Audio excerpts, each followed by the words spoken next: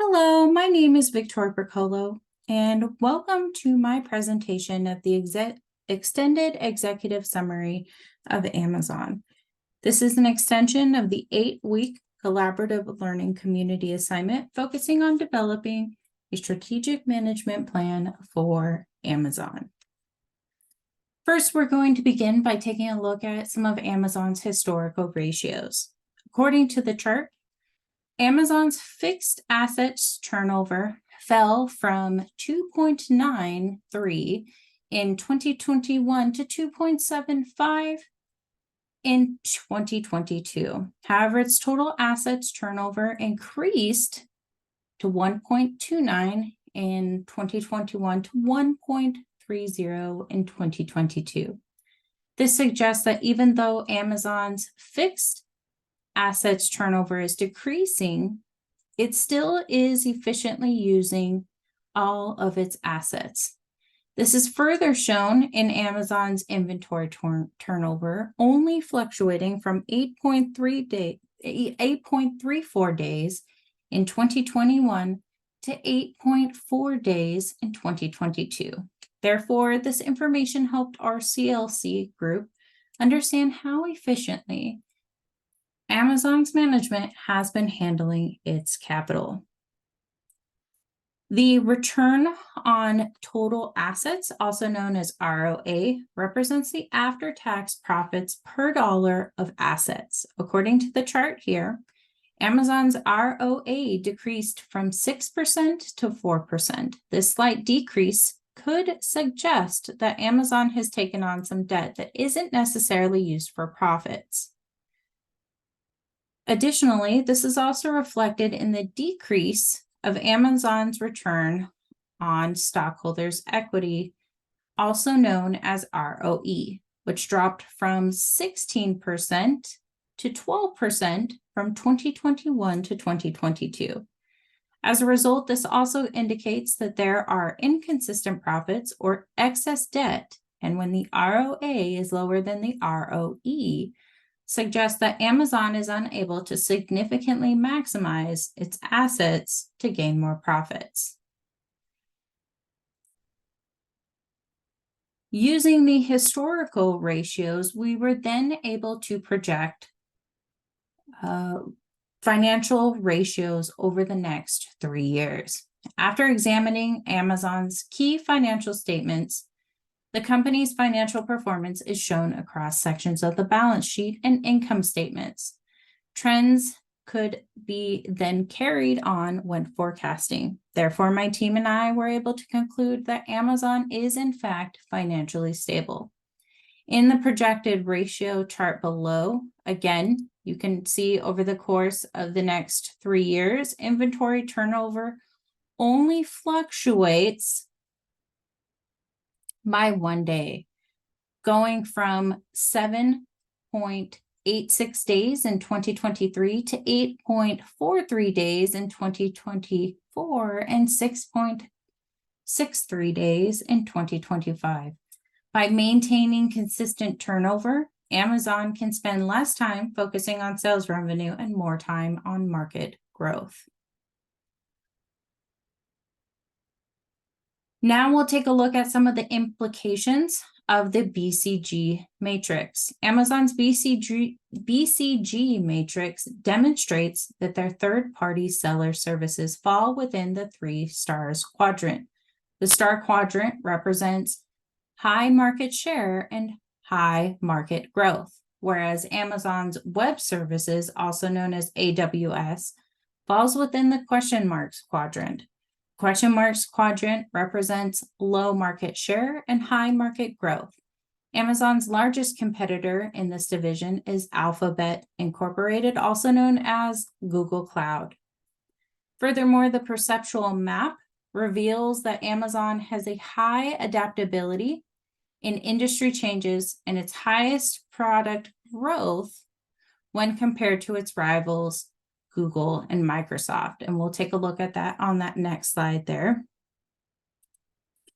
As you can see here, the third-party seller falls within our third-party seller services falls within the stars quadrant.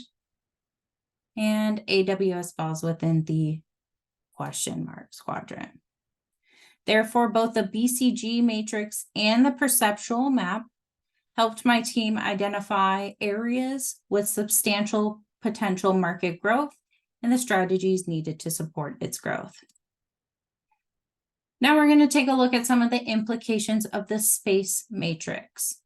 Space analysis is a strategic management tool that transfers complex internal and external information into manageable lists of strategies intended for implementation. After constructing the space matrix, our team was able to identify that in comparison to its competitors, Walmart and Target, Amazon falls within the conservative quadrant. This signals that Amazon is within good financial standing or good financial position with a high inventory turnover.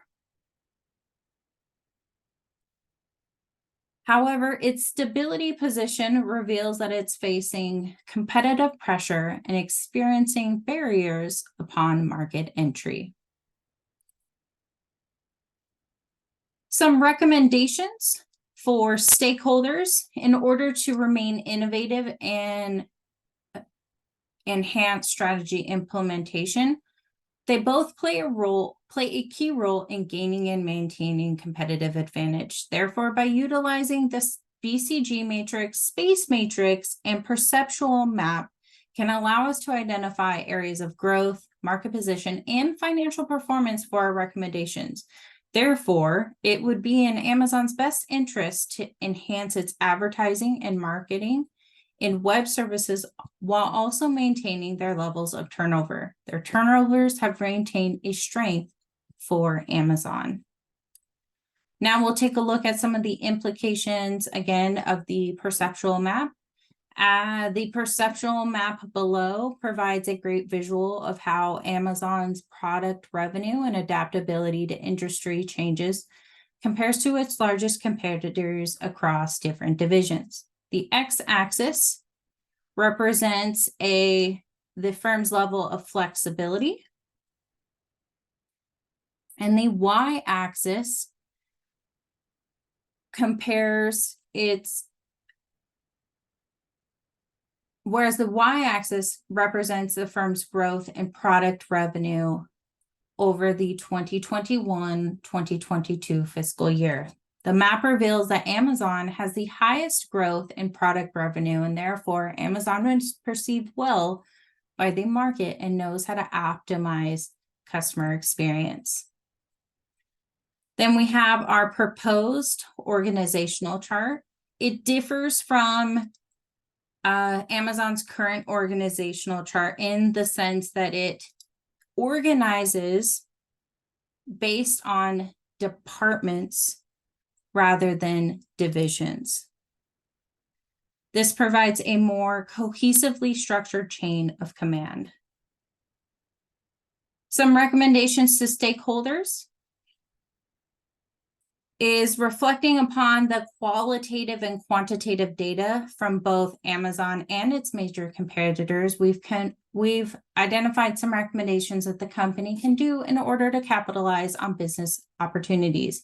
Amazon should consider becoming more aggressive with its products and web services. By enhancing its web services, it can capitalize on providing these services with affordable subscriptions. This would give opportunities for businesses of all sizes from any industry, especially small businesses and startups, as a cost-effective cloud service. Amazon has relatively low debt and a strong customer base, which can be beneficial for advertising and marketing. Another recommendation would be to increase its physical stores. While Amazon Prime provides fast shipping, some consumers need products readily available to them or prefer shopping for tangible goods. Therefore, by increasing physical stores, they can further expand its focus on the customer service or customer experience. By capitalizing on its well-established customer loyalty, Amazon can gain a competitive advantage over large competitors such as Walmart and Costco. Lastly, some business practices for the greater good. 4 pillars of a conscious business are higher purpose, stakeholder orientation, conscious leadership, and conscious culture. Purpose over profits inspires and engages stakeholders. Since businesses interact and operate with multiple stakeholders, placing importance on incorporating their interests keeps them engaged.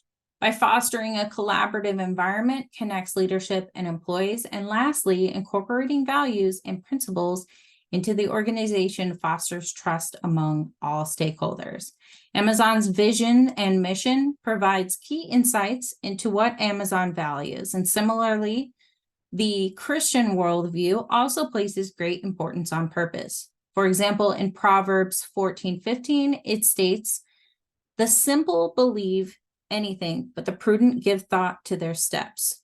This stood out to me frequently throughout my time in this course because verse 15 symbolizes that while it is easy to believe in something, but to be intentional and thoughtful in your decisions requires a higher level of awareness. Amazon continues to strive and stay innovative with a purpose. Here are my references.